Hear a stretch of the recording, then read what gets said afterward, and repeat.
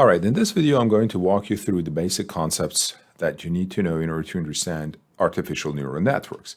I have to say that the examples in this video come from two sources. The very first one is Hands-on Machine Learning with Scikit-Learn, Keras, and TensorFlow by Orlin Geron, and the other one is from Deep Learning for Vision Systems, specifically the second chapter, which provides a very good overview of the theoretical concepts that you need to know if you want to start working with neural networks. Well, first thing first, I have to bust a bunch of myths about neural networks. And the very first one is the fact that while the idea of neural networks as a machine learning algorithm was inspired by how people thought the neurons in a human brain work, the machine learning algorithm really do not mimic the real neural networks of a human brains, because that's really too complex. We really still don't know how exactly that works. So they actually have nothing to do with neurons. And the sad news is the naming is more of a marketing gimmick. Despite that, the good news is they still are very cool, and we can achieve a lot if we know how neural networks work. A little bit of history first. The basic foundation of neural network was set by two researchers, Warren McCullough and Walter Pitts, where they introduced the idea of doing logical calculus using something that tries to mimic a neuron. So they created a very simple mathematical model of a biological neuron that had two binary inputs and one binary output. And they showed that with this model, they could perform many logical computations. Here are some examples. So for example, if you wanted to show A is equal to C as a logical expression, you could do that through two neurons, A and C, in which A has two outputs, and C needs two inputs in order to turn on, right? So consider these as two light bulbs. If A is on, then the two outputs, the two wires that go out of it, would also be hot. They would be current electricity in them. Therefore, C would also be turned on. However, if A is off, then both the outputs from A would also not be hot. Therefore, there would be no power source to C, and therefore C would also be off. Therefore, if A is off, then C is off. But if A is on, then C is on, right? Therefore, A is equal to C.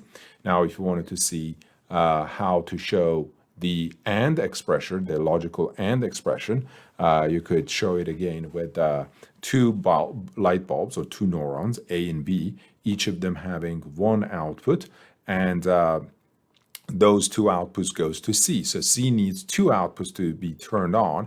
And for that, both A and B should have electricity in them. Therefore, C can only be on if both A and B are, right? And finally, if you wanted to show, for example, the OR expression, A or B is equal to C, then you could have shown that by using A and B as neurons that have two outputs. And as long as either of them has current in them, as long as either of them is turned on, then you would have the two necessary inputs for C to also be turned on, right? So if A is on, or if B is on, or if both of them are on, then you would get the minimum two inputs that you need for the C light bulb to be also turned on. Therefore, this is how you can show the logical expression of C is equal to A or B. This seems very simple and rudimentary. However, consider the fact that it was introduced in 1940s, and this is the founding blocks of what we know today as artificial neural networks. Now, the next step in this road was taken by Frank Rosenbolt from Cornell, who introduced the concept of perceptron. In perceptron, the inputs and outputs are numbers rather than just being binary values as the ones that you just saw.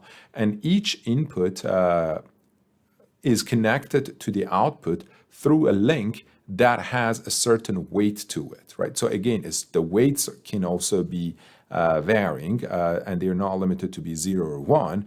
And as I'm going to cover, there also includes a nonlinear transformation function or activation function, which will help to change the input from a linear representation to a nonlinear output.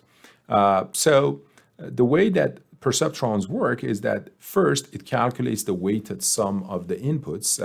Let's denote that by Z, and then use a activation function. In this particular case, that's activation function is a step function that transforms that weighted sum that we calculated in the previous step into an output that could be either 0 or 1, depending on the value of the weighted sum. So if the weighted sum is less than 0, then the output is going to be 0. Otherwise, the output is going to be 1. So here's an example. Suppose that you have 3 inputs, x1, x2, and x3, and you have your perceptron. The inputs are connected to the perceptron using 3 links, each of which has its own weight, W1, W2, and W3. The first step is to calculate the weighted sum. So it's going to be equal to W1x1 plus W2x2 plus W3x3, right? And once you get that, the f of z, or the output, is going to be calculated using this activation function. Now, let me show you with an example. Suppose that you have 3 features from students: the hours studied, the sessions attended, and say the IQ of the students.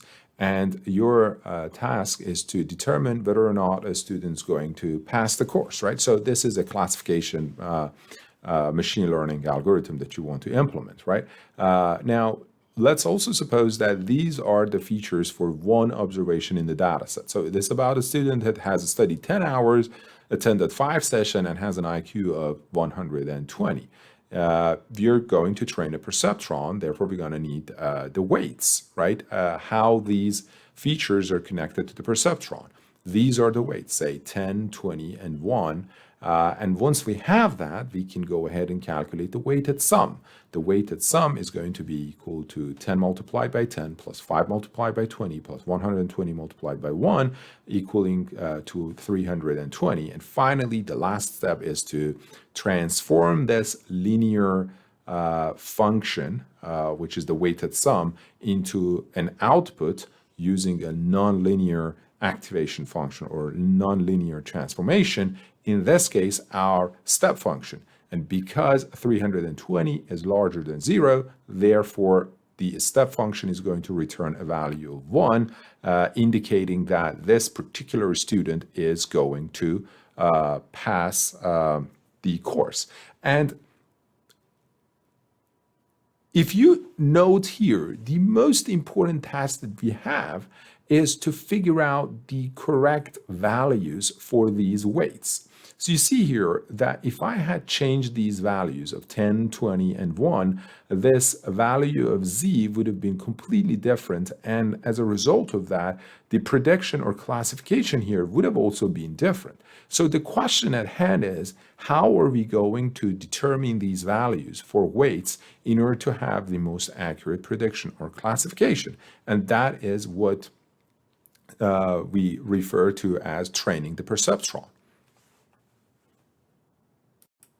So here I'm going to give you an overview of it, and then later in the video I'm going to get into more details. Training the perceptron is done sequentially.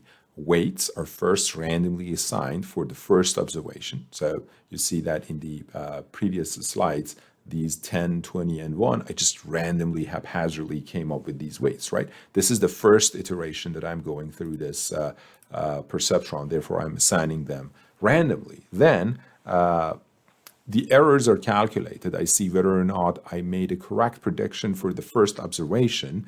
And then based on how far I was from the true answer, I'm going to update the weights, basically according to the error status, such that the weights that would have contributed to the correct output are reinforced. Now, we're going to get into all the details that we know about how we need to do this.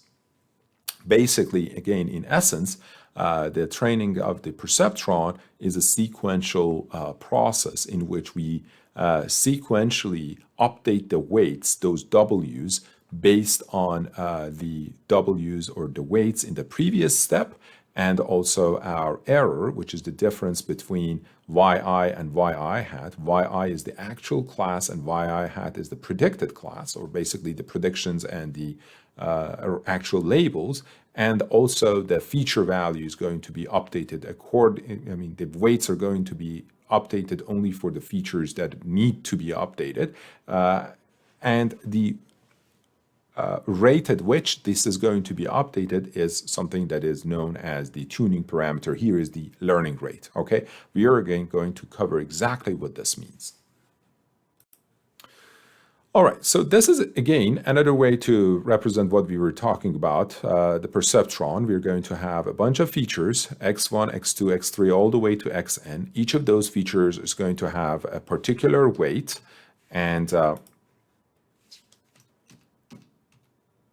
we are going to have a weighted sum function, which is going to be x1w1 all the way to xnwn, and then an activation function. In this case, we've so far covered the step function as an activation function, and then obviously an output. Now, one thing that I'd like to talk about here is for the weighted sum function, this z here. You see, in this particular case, I have x1w1 all the way to xnwn. However, we can introduce a concept of bias here, which is shown by b here, and that is very easy to visualize. Think of bias as an input that is not variable. What does it mean? It means that that particular input, in this case, is always going to be equal to 1. And bias is the weight that we're going to calculate for that particular input, which is equal to 1. So pay attention to the picture that we have. We have x1 through xm, just as before, and w1 all the way to wm, just as before. What we're doing is that we're adding one additional input, which its value is not going to change, unlike all the other features that are different for every different observation. Here, this particular feature, this particular input is always going to be 1 regardless of the observation. And then the task is to also determine this W, right? So this is going to be the bias that we're introducing in the neural networks. And one way to think about it is the OLS regression, right? If you watch the OLS regression video, you'd see that there we have something called an intercept, right? So how far off the line is from the origin. The bias in the neural network context is very similar to the intercept in the OLS regression.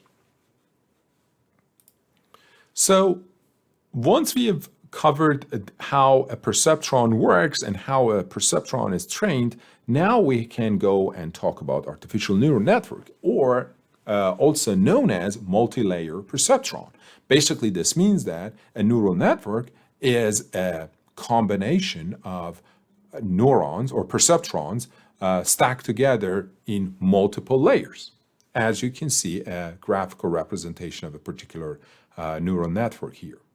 Now, let's talk a little bit more in detail about training a single perceptron. The way that I would recommend you think about it is like tuning knobs, right? You have, in this particular case, a neuron that has, or a perceptron that has 4 features, x1 through x4, and each of those features have a weight associated with them.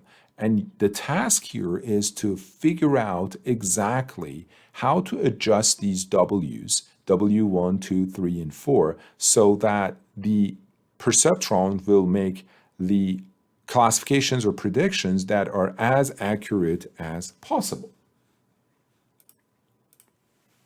And as we covered before, this is through multiple steps. First, we're going to randomly assign these weights. And then we're going to calculate the weighted sum, use the activation function to make a prediction based on that particular weighted sum.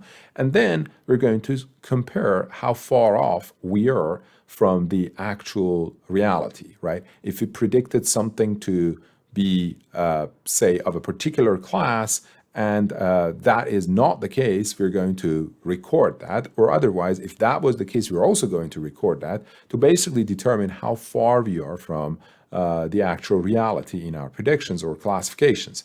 And then we are going to update the weights accordingly and repeat the steps 2 to 4 until the predictions are close enough to the actual labels that we say, hey, this is good enough for us. Now, in the previous graph that I showed you of a neural network, we have multiple neurons and multiple layers. So the question is, how are you going to determine the number of neurons or the number of perceptrons in a neural network?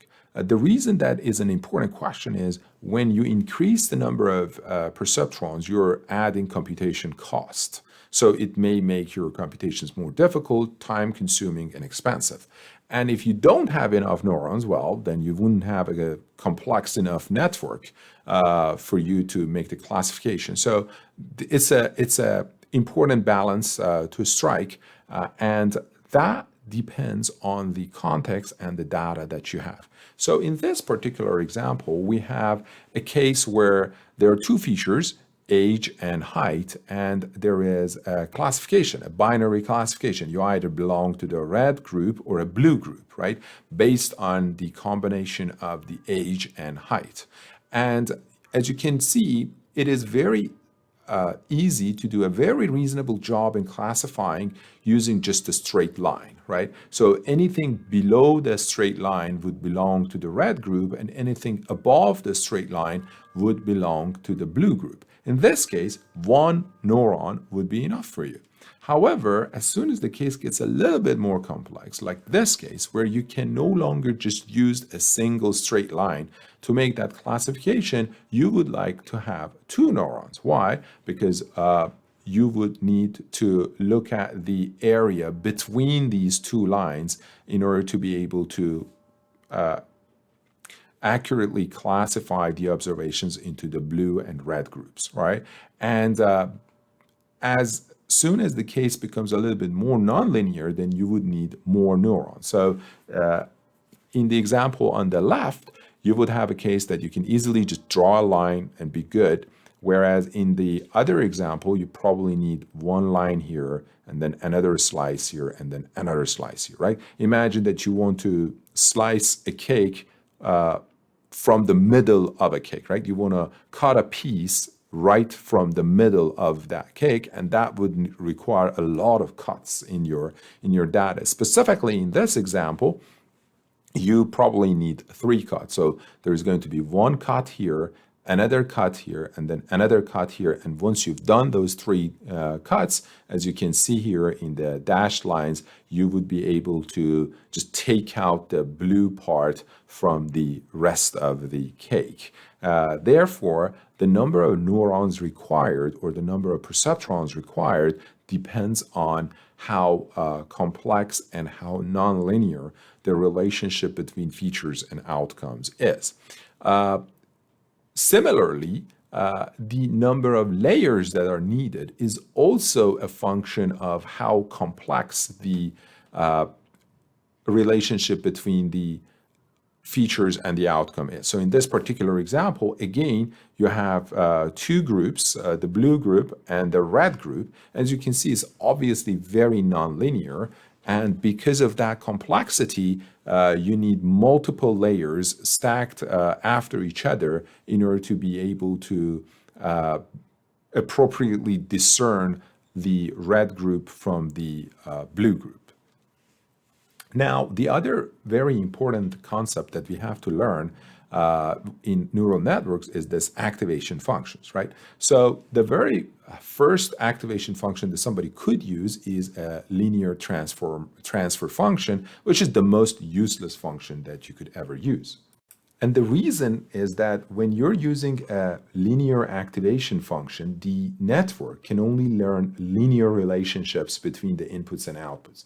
In other words, the network can only represent linear functions, which are often not expressive enough to model complex pattern in the data, right?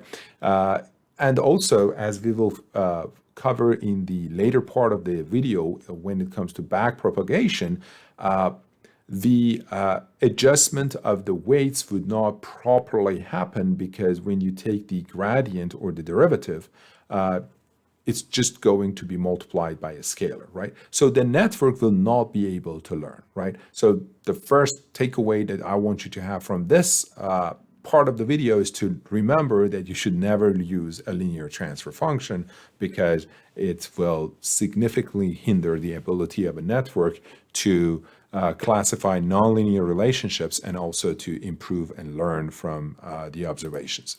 The other function that we've also know is the step function, is the one that we've also been covering so far. So it will return a value of 0 if the weighted sum is less than 0 and 1 otherwise.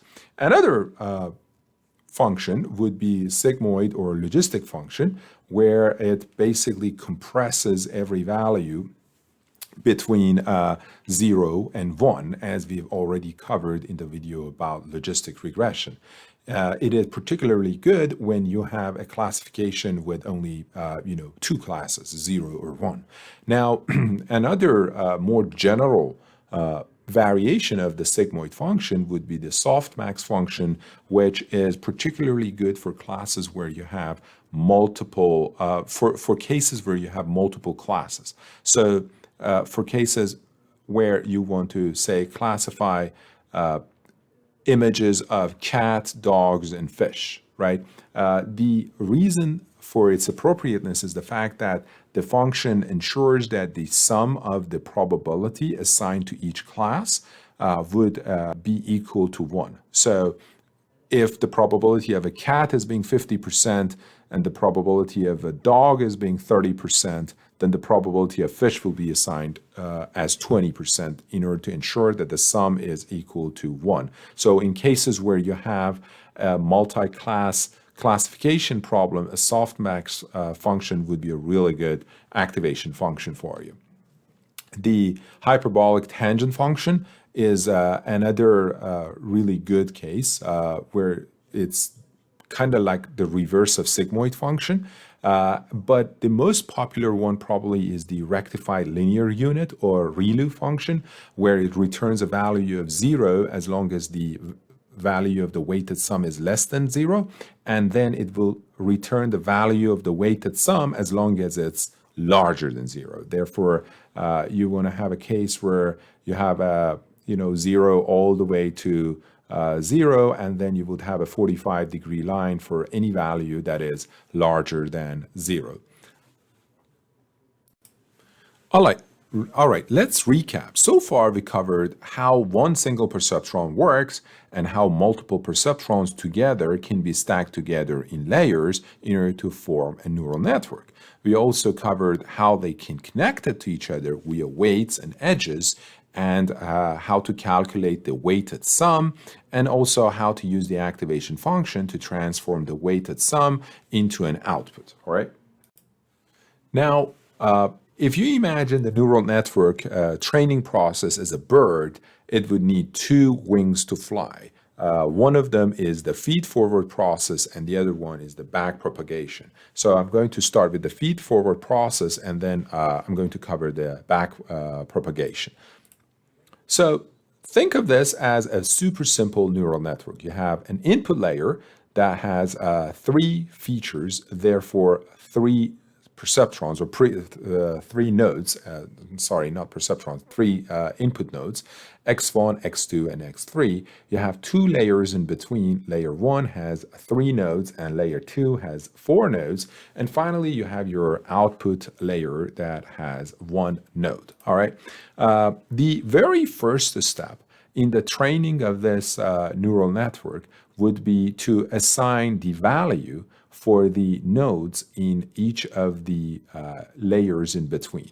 So x1, x2, and x3 are already determined based on the values in your training data, right? You know these are the values of the features. You know what they are. But you don't know what are the values for A1, A2, and A3. In order to do that, you have to basically do the weighted sum calculation and then do the transformation. What does it mean? It means that in order to calculate the value of A11, you have to calculate the value of W11 multiplied by X1, W12 multiplied by X2 plus W13 multiplied by X3. That is going to be the expression in this parenthesis. And once you have that, depending on the kind of the activation function that you're using, you're going to transform that weighted sum into an output. And that would be the value of A11. You have to do this for all the other nodes in your first layer. So you calculate A11, A21, and A31, just in the same way that you calculated the values for A11, right? And only once you have the values for A11, A12, and A13, then you can repeat the same process in order to calculate the values for the nodes in the second layer, right? So you do the process and you will have certain values calculated for the nodes in the second layer. And once you have that, then you can calculate the weighted sum and do the transformation for the last node in the last layer, which is A13. And that basically is going to be your prediction or classification of the model in the first pass. This is the feed-forward process. And as you saw, the calculations are very tedious, even if you want the computers to be doing that. And a solution that would simplify that quite a bit and make the computations much easier is to represent these multiplications with matrix algebra, right? So we are going to use matrices and vectors in order to represent the features and the weights, and all of those calculations that I showed you could be simplified through a series of matrix multiplications as shown on the screen. And it would be a good practice for you to pause the video right now and try to do the multiplications and see how this would be equal to the multiplications that I just saw you. For example, here, for the first layer, you can say it would be equal to W11 multiplied by X1 plus W12 multiplied by X2 plus W13 multiplied by X3.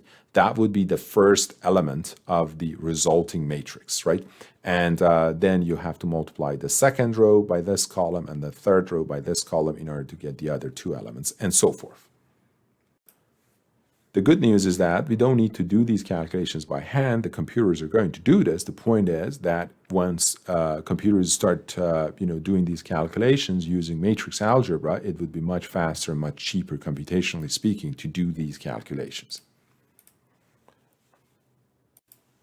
All right, once we have completed the first feed-forward process, we have to think about the error function. And it is important because, as Dodson has famously said, without goals and plans to reach them, you're like a ship that has set sail with no destination.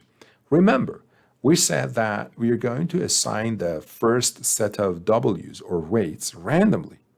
And then we have to update those W's accordingly. So how are you going to update them if you don't know how far you are from your destination? An error function is a solution to that problem. We need to know how far off the predictions of the algorithm are from the actual values in order to be able to know whether we have to improve or whether the predictions are good enough. And if we have to improve, how we have to improve them, how much we have to improve the values of W's. We need an error function so that we can define a goal for our algorithm, right? To minimize such error function. And once we have determined the objective of our algorithm, we can then adjust the weights to get us closer towards that goal, which was to minimize the error function. Now, there are multiple versions of error functions, and that basically depends on the context and, most importantly, the type of the outcome that you're trying to predict or classify. And the two most important ones are the mean square error, which is very suitable for cases where the outcome is continuous, and that is calculated as the average of the squared error across all observations. So yi hat is the prediction for the first observation, and yi is the actual class of the first observations or actual outcome. And then you get the difference, square them, add them up, and then divide them by the total number of the observation. That would give you the error function, right? Now, when you have an outcome that is a class, which is basically when you have a classification problem, then your error function would be a cross entropy, which follows this formula. It would be the negative of the sum of yi log of pi. And this is the basically the same formula that I've already covered in the decision tree video where I talk about entropy. This is an example of how this works. Suppose that you have an image classification problem that includes 3 classes. They are images of cats, dogs, and fish, all right? And then the case that you're looking at is a dog. Therefore, the probability of dog is assigned as 100%. This is the true probability, whereas the probability of fish and cat is assigned as 0 because that is a dog. It's not a cat, it's not a fish. Now, you design a machine learning algorithm for classification, and these are the probabilities that it comes up with. Note that you may have used the softmax function as the activation function. Therefore, the probabilities add up to 1. You see that it says there's 20% probability for the image to be a cat, 30% for it to be a dog, and then 50% for it to be a fish, right? Obviously, this is not a very good classification algorithm because it does a horrible job, right? It says that it is a fish, whereas the actual image is a dog. Now, if you wanted to calculate the cross entropy for this particular observation, you would go and say, all right, it would be equal to negative, and then the summation of yi log of pi for each of these cases. So for cat, it would be 0 multiplied by log of 2 plus 1 multiplied by log of 0.3 plus 0 multiplied by log of 0.5, which is going to be 1.2. Now, if you improved your image classification algorithm and you could actually say with a higher probability that this is a dog, then if you put these numbers into this formula, you see that you get a cross entropy value of 0.69, indicating that you're actually making significant improvements. You know, remember the objective function, the error is to minimize the error function, right? Therefore, you are moving towards that goal. You decrease the error function from 1.2 to 0.69, about 50% reduction, which is a good sign. Now, how to minimize this error function, right? So far, we've talked about the fact that we need an error function, and then we talked about the various forms of the error function, the MSE, mean square error, and also the cross entropy, and said that, well, the goal is to minimize it. But how? Well, let's start with a very simple example. Suppose that we have one input and one output. The input is connected to the output using the weight W, right? Let's say that the input is equal to 0.3 and the output is equal to 0.8, right? What is going to be our prediction? The prediction is going to be equal to W multiplied by X. Therefore, it would be W multiplied by 0.3. And if you want to calculate the error, it would be the actual value, the difference between the actual value and the prediction, which is going to be W multiplied by 0.3 minus 0.8, right? Whatever that value is. Now, because we have to square it, you can imagine that the function, the error function, is going to have a U-shape, right? So you can think of various values for W and the corresponding value for the error function. And because it has a U-shape, the goal is to find the lowest value of the error function, which will be at this bottom point, right? So you may start at any position. However, the goal is to come down towards the minimum of the function. And how we're going to use that? Well, I just want to give you a hint, and that is to use the slope. The slope is going to indicate where you should go to. If you start here, if you assign some random value of w and say you're here at this red dot, you take the slope and you see that the slope is actually here is negative. And once it's negative, it's indicating that you have to go towards the right. Whereas if you were here, if you had started here, and you take the slope at that particular point on the error function, you see that the slope is going to be positive, indicating that you have to go towards the left, right? Let's use another example to talk about this approach. Suppose that you have two features and then correspondingly two weights, W1 and W2. In this case, you can imagine that you're going to have a three-dimensional plot that shows the error function as a function of W1 and W2. And then in this particular case, the minimum, the lowest point of the error function is going to be a particular point, right? And the goal is to develop an optimization algorithm that can find that minimum of the error function with respect to weight. So how are we going to do that, right? As I said, we're going to use the gradient, which is a fancy term to refer to the derivative. What is derivative? Derivative is the slope of the line that is tangent on the curve at any point. So if you have this curved line as your function, right, you can take the derivative of that function at any point, let's say at point A, and that derivative would be equal to the slope of this particular line at that point A, okay? And here you can see that it is positive. How about on point, say, D? You see that at point D, it's the other way around. The slope is negative. Why? Because it's going downwards. Here, it's going upwards. You have an upward hill here. You know, the line is going upwards, whereas here, the line is going downwards, right? So you have a positive slope here and a negative slope here. The point is, we can calculate the derivative or the gradient, and the gradient is different at any point on the curve. All right.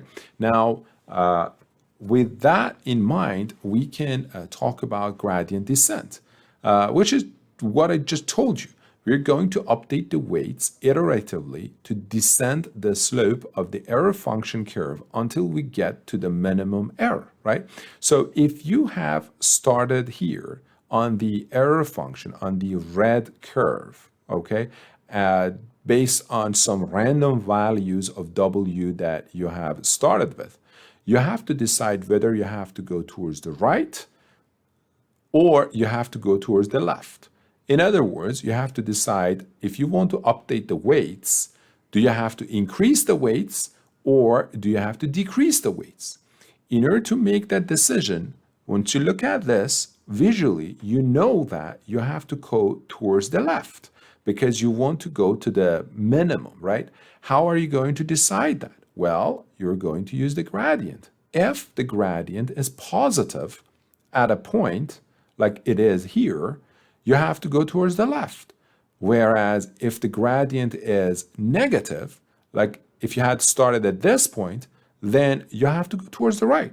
So basically, you have to go to the opposite direction of the gradient in order to get closer to where you should be, which is here. And now the point is that here at the minimum, the gradient is going to be 0 because it's going to be a straight line, right? That would indicate that you have reached your at least local minimum and you no longer need to update the weights.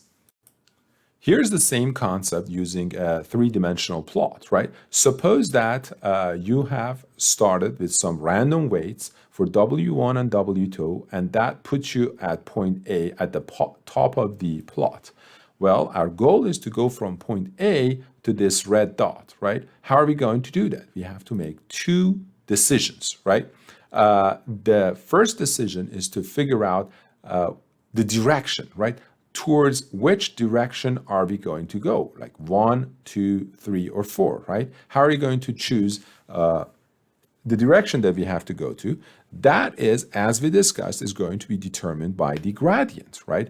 Or the opposite of the gradient, right? Whichever gradient gives us the steepest decline is where we're going towards that. And then the other one, the other decision that we have to make is how large the step towards that particular direction should be. Should you take a small step or should you take a very large step, right? So if you are standing on point 8, the direction is the best direction that you can take is the one that gives you the steepest descent, right? The direction that if you go towards that, you will go down towards the minimum as much as possible, right? And we can figure that out by taking the derivative of the error function with respect to the weight, right? We can find the direction that gives us the steepest decline very simply based on the gradient, right? Or the partial derivative with respect to each of the w's, all right? Once we have determined that, we have to determine the step size.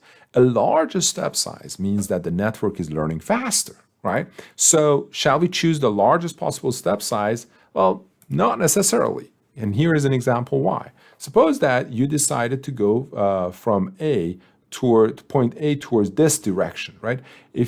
And suppose that this is a relatively good direction to go to. If you do that and take a very large step size, you may jump through the valley in between and go to point B. And then from point B, you take the derivative again, you decide to go towards this direction, but the step size is too big that you go to point C, and then you may be just jumping between these 3 points throughout the training process, and you may not even reach the minimum. It's just you are being stuck between some large, highly elevated points on the error function without being able to appropriately descend towards the local minimum, right? So basically, you have to strike a balance because a very large step size is going to prevent you from, getting to your minimum height or to your lowest value of the error function, whereas a very small step size is going to slow down the algorithm, right? It may take a very, very long time for the algorithm to converge and to get to the minimum. So it's a rule of thumb, something between 0.01 and 0.1 would be a really good step size or tuning parameter or a learning rate, right? And that again depends on the algorithm. So choose something in between and see how well you're doing, and then see if you can change that in order to improve your algorithm. So the batch gradient descent is the algorithm that we're going to use in order to minimize the error function. Basically, that helps us to determine the size and direction of our descent. The weights should be updated based on the combination of both the direction and the size of the descent, as we discussed. In other words, the changes in the W is going to be a function of negative alpha multiplied by dE to dWi. dE to dWi is the gradient, right? And negative basically means that you have to go to the opposite direction of the gradient, and alpha is the tuning parameter, which is the learning rate, right? So the next step is going to be the next weight is going to be the current weights plus whatever is the delta Wi, right? The changes that you have to implement it. And this is basically the backpropagation step. This is the second wing of the training of the neural network. Now, the batch gradient descent has two major limitations. The very first one is that it is very likely to be stuck in the local minima. What does it mean? It means like if you have a function, an error function that looks like something that I have on the screen, that you have a local minima, let's say at this point, and also another one at this point, but you also have a global minima. You have a point that is truly the deepest point, right? If you start from here, the algorithm will take you to here. If you start from here, the algorithm will take you to here. If you start from here, the algorithm will take you here. And if you start from here, the algorithm will again take you here, right? It means that it is a very high likelihood that the algorithm will never be able to come here. Why? Because if it's here, the gradient descent gives the direction of going to the right. And if it's here, the gradient descent gives the direction of going to the left, right? Whereas in reality, it should have actually climbed a little bit, and then it will fall into the global minima, right? So it doesn't work very well in cases where you have a global minima and then multiple local minimas. It may be stuck there.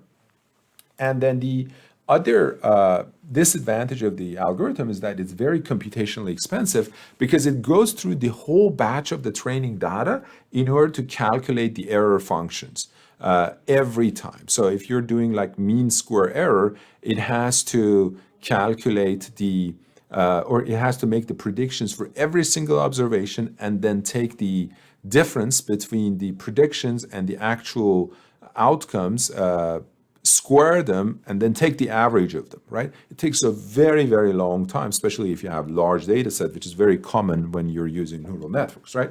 So it's not really good, and it's also expensive. However, the solution to that is quite straightforward. It's something that we call stochastic gradient descent. And stochastic, again, is a fancy name to refer to random, right? So rather than taking the whole batch of the training data in order to do the feed-forward process, calculate the error, and then do the backpropagation, the algorithm is going to randomly or stochastically choose one single observation from the training data set, do the feed-forward process based on that, and then calculate the error, take the gradients, determine the direction and the size of the descent, and go through the backpropagation process, and then choose another observation and apply the updated weights on the second observation, tweak the weights a little bit, and then repeat the process for the third, fourth, and all the way to final observation in the dataset. So rather than going through the network and doing the feed forward and backpropagation passes using all the data in the training, it will do it using only a single observation in the training dataset and then updates that observation by randomly choosing another one, right? That has two advantages. First of all, it's computationally much cheaper because rather than doing all the calculations on millions of observations, you're doing the calculations on a single observation. That's one. And then the second one is that because it chooses these observations randomly from all over the training data set, the likelihood that it's only choosing observations from this area and falling into a local minima, or this area and falling to another local minima, is very small, right? There is a very high chance that it will randomly, eventually choose an observation here, or here, or here, or here, right? Which will all lead it to the global minima, right? And if you want to imagine how it looks, you can think of the batch gradient descent as an algorithm that starts from this point and goes to the minimum relatively in a relatively direct line, right? Whereas the stochastic gradient descent starts from the out and then goes towards the minimum. However, the path through that is very zigzaggy like. And the other thing is that it may not necessarily get to the exact minimum, but it gets to very close to the global minima. So the backpropagation is the core of the training process in a neural network. As we've mentioned multiple times so far, it basically means how we're going to update the weights. So the new weights are going to be the old weights, and then this is missing here. It should be eta, which is the learning rate, multiplied by the gradients, right? So the step size is the learning rate, and the direction is the negative of the gradient, or the opposite direction of the gradient. That is the backward propagation. Now, one last thing that I want to mention in this video is the chain rule, which is a simple mathematical rule which is used very commonly in these neural networks, especially when it comes to backpropagation. And that is to deal with a problem where you want to take the derivative of the error function with respect to, say, a weight in the first layer. So it's easy to take the derivative of the error function with respect to the weights of the nodes in the last layer, right? But how are you going to take the derivative of the error function with respect to this weight here? Right? How are you going to update this particular weight? Well, it's very easy. You can use the chain rule, which means that you can say, all right, this the partial derivative of the error function with respect to, say, this particular weight, W13, in the first layer is going to be equal to the partial derivative of the error function at the end here with, say, respect to this weight, and then multiplied by the partial derivative of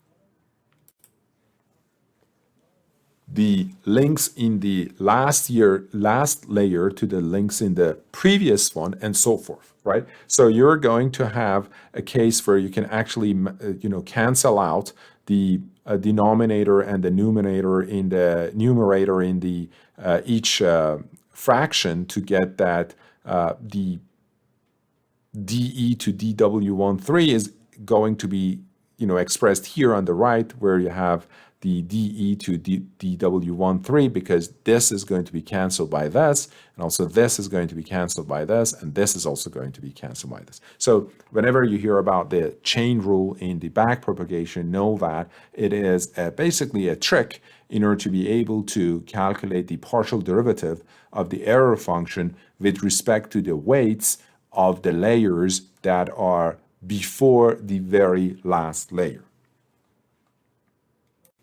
So in the next video, I'm going to show you an example of implementing this sequential neural networks in Python for image classification. Make sure to check the video in the links below.